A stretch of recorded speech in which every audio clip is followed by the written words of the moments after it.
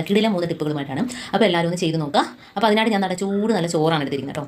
അപ്പം ചൂട് ചോറാകുമ്പോഴത്തേന് നമുക്ക് നല്ലോണം പിടിച്ചെടുക്കാനായിട്ട് പറ്റും. അപ്പോൾ അതിനകത്തോട്ട് ബിസ്ക്കറ്റാണ് നമ്മൾ ഇട്ട് കൊടുക്കുന്നത്. അപ്പോൾ പകുതി ബിസ്ക്കറ്റോളം മതി കേട്ടോ. അപ്പോൾ ആ ബിസ്ക്കറ്റ് അതിനകത്തോട്ട് ഇട്ട് കൊടുക്കുമ്പോഴത്തേനും നല്ല രീതിയിൽ നമുക്ക് ആ ചൂട് ചോറുമായിട്ട് അങ്ങ് മിക്സ് ആയി കിട്ടും. അപ്പോൾ അതാണ് ഞാൻ ചൂട് ചോറെടുത്തത്.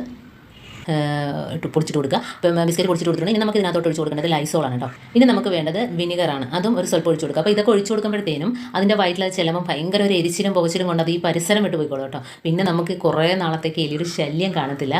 കാരണം അത്ര വയറ് പുകഞ്ഞിട്ട് എലിയാണേലും പല്ലിയാണേലും പാറ്റയാണേലും എല്ലാം ഇത് പല്ലിയാണെങ്കിൽ പോലും ഒരു ചോറ് ഇതിൽ നിന്ന് കഴിച്ചാൽ മതി കേട്ടോ.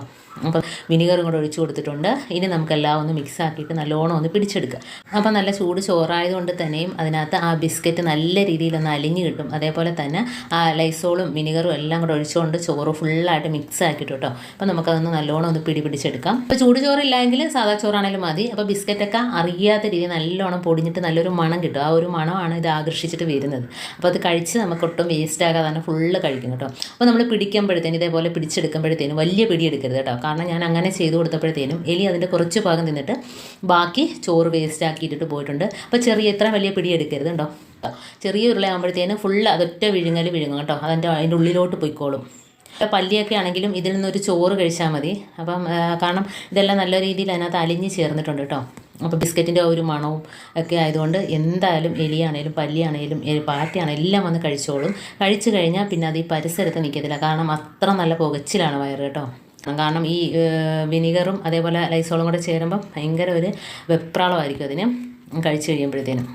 കണ്ട് ചെറിയ ഉരുളകളാക്കിയിട്ട് നമുക്ക് എവിടേക്കാണോ പല്ലി വരുന്നത് എലി വരുന്നത് ആ ഭാഗത്തൊക്കെ വെച്ച് കൊടുക്കുക. അകത്തൊക്കെ ചെറിയ എലികളൊക്കെ വരുന്ന വീടുകളുണ്ടെങ്കിൽ നമുക്ക് ഗ്യാസ് അടുപ്പിൻ്റെ താഴ്ഭാഗത്തായിട്ട് വെച്ച് കൊടുക്കുന്നതായിരിക്കും നല്ലത്.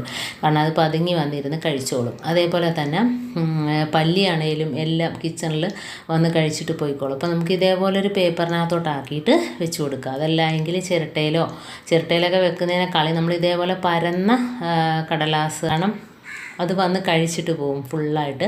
നമ്മൾ പാത്രത്തിനകത്തൊക്കെ വെച്ച് കൊടുക്കുമ്പോഴത്തേനും അതിന് കഴിക്കാൻ പാടായിരിക്കും. അപ്പോൾ ഇതാകുമ്പോൾ പെട്ടെന്ന് ഫുള്ള് വന്ന് കഴിച്ചിട്ട് കൂട്ടത്തോടെ ആണെങ്കിലും വന്ന് കഴിച്ചിട്ട് അത് പോയിക്കോളും, ഇവിടം വിട്ട് പോയിക്കോളും കേട്ടോ.